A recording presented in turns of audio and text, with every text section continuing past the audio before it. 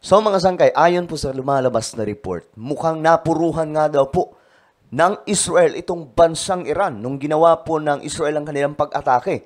At ngayon, ayon po sa kumakalat na impormasyon, napuruhan at winasak daw po ng Israel ang mismong mga pandigmang himpapawid nitong bansang Iran. So, paano pa sila makakalaban mga sangkay kung wala na yun?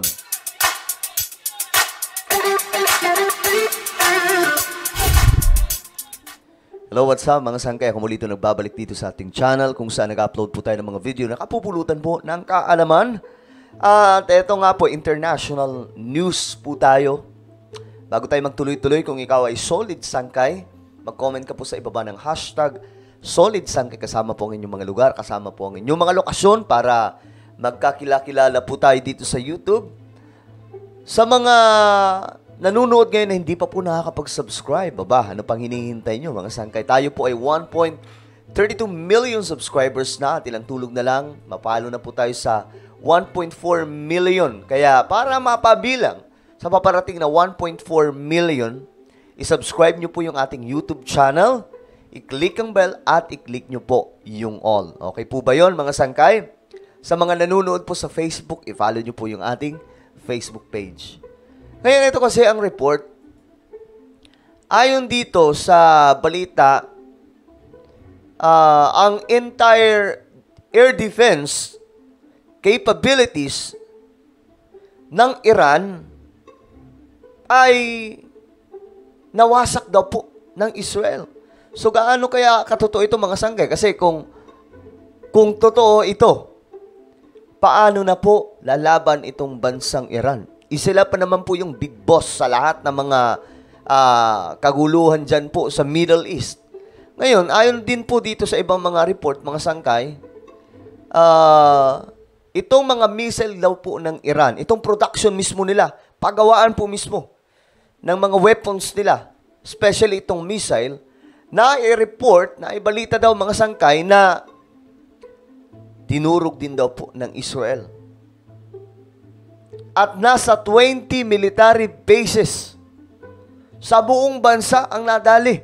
So, ganyan po karami ang nawala ngayon sa Iran. So, papaano pa sila lalaban ngayon, mga sangkay? Kung ganito na po ang sitwasyon. Diba? At may mga napatumba pa. Ayun po dito, kinumpirma mga sangkay na may mga napatumba din pong mga kasundaluhan mula sa Iran sa ginawa pong pag-atake ng Israel. So, mukhang totoo nga mga sangkay na matindi po ang tama eh. Alam naman po natin ng Israel. Hindi po basta-basta gagawa po ng aksyon yan nang hindi sila sigurado sa kalalabasan. So, tingnan po natin itong update mga sangkay. Ay, ito pa pala. Tingnan nyo. Ito po yung mga Air Force. Israeli Air Force po ito. Sila po yung mga umatake. Yan, ito po yung mga piloto. Sa successful operation mga sangkay laban po sa Iran. Hindi lamang po pinapakita yung mukha, syempre mga sangkay. Oh, grabe, no? May babae pa, oh. Grabe.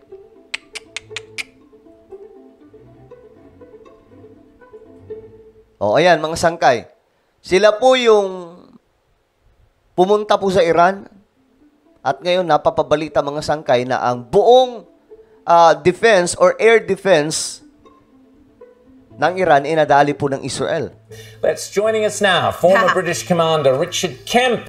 Colonel Richard Kemp, live from London. The big news, of course, over the weekend, Israel has finally responded to the Iranian provocations. I would have preferred to see Israel go much further, Richard. I would have liked to see them take out the Ayatollahs. Sa pakinggan po natin, kasi ito, mga eksperto, sila po mismo ang nagbabalita, mga sangkay, tungkol po dito sa pagbagsak nga po ng mga kasundaluhan ng Iran. I'd like to see them destroy the evil Iranian Islamic regime so that the people of Iran could be free, finally. Ayan, nakikita nyo mga sangkay.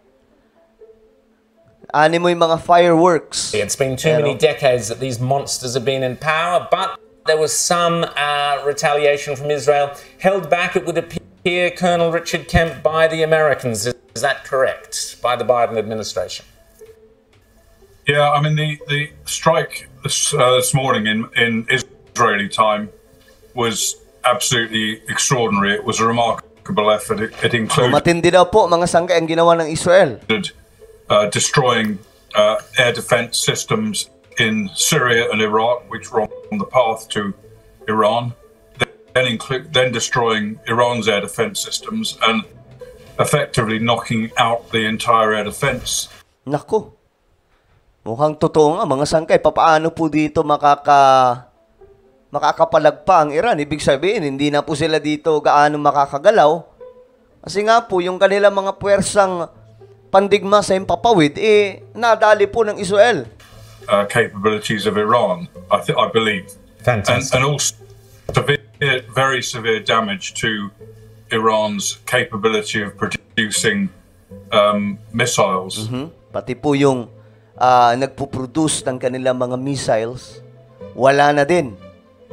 Nadali din po ng Israel. They've obviously used missiles against Israel, and Israel, I think, has at least for a period of time put a stop to any further production. So a serious attack, but I agree with you. It could have been much more devastating and probably should have been.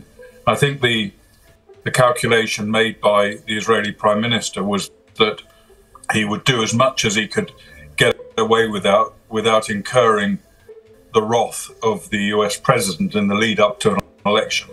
Okay, kasi ganito mga sangkay, ang Amerika kasi pinipigilan po ang Israel na gawin ito. Lalong-lalo na daw po mag-ieleksyon doon po sa Amerika. Pero hindi po naging hadlang iyan mga sangkay. Sa kabila po ng walang tulong, walang ginawang tulong ang Amerika, ayon po sa report Pero sinisisi po ng Iran. Inisisi po ng Iran mga sangkay ang Amerika dahil sila daw po yung nasa likod ng ginawa ng Israel. Pero mga sangkay, kilala po natin itong mga Israeli, itong IDF, hindi po talaga kayang diktahan yan ng kahit na sino mga bansa. May sariling desisyon. At kita nyo mga sangkay, kahit po ayaw nila Biden kasi mag-i-eleksyon, ginawa pa rin po nila. And then, in the hope maybe of a completely different type of administration in Washington from January, then of completing the job, which it would include the levels of devastation that you just mentioned and that I would agree with. So ayun mga sangkay, kumpirmado na nga po, ayon po dito sa mga eksperto, lalo-lalo na po itong British commander, nadali daw po talaga yung buong or entire defense capabilities ng Iran napapagsak po ng Israel. Sa isang pag-atake, hindi ko alam kung ilang wave ang pag-ataking yun, mga sangkay, pero sunod-sunod Iba't ibang klaseng pag-atake ang ginawa ng Israel gamit po ang kanilang mga pangdepensa sa himpapawid. Puwersang himpapawid, mga sangkay, itong Air Force ng Israel. So ano po ang inyong opinion, mga sangkay? Ito na ba? Wala na bang magagawa ang Iran? Dahil nga po, wala na mga sangkay, na knock-out po sila ng Israel Ano po ang inyong opinion? Just comment down below. Meron po tayo mga sangkay, isang YouTube channel, ito ay Sangkay Revelation. Dito, nag-upload po tayo ng mga mahalagang content, mga sangkay, at magaganda pong mga gawang content. May pagka-documentary style, so hanapin nyo po ito sa YouTube mga sangkay. May bago po tayong upload, ayan po, may paparating na distraction sa mundo. Panuorin nyo po ito mga sangkay, hanapin nyo po sa YouTube. Kapag nakita nyo na, i-click nyo po yung subscribe, i-click ang bell, at i-click nyo po yung all. Okay? So ako na po ay magpapaalam, mag-iingat pong lahat. God bless everyone.